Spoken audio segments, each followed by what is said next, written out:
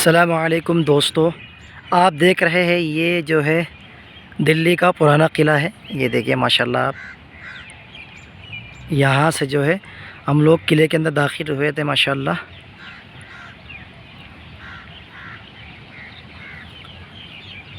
और दोस्तों हम लोग इस वक्त किले में आ चुके हैं। और किले के अंदर जो है दोस्तों, हम जब लोग इंटर होते हैं तो कुछ यहाँ पर हमको एक मस्जिद दिखाई देती है।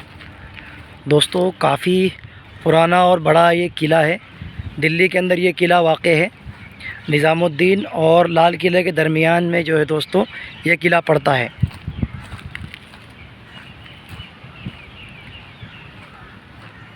ये देखिए दोस्तों, किले के अंदर जो है ये पुरानी मस्जिद तामीर की गई है।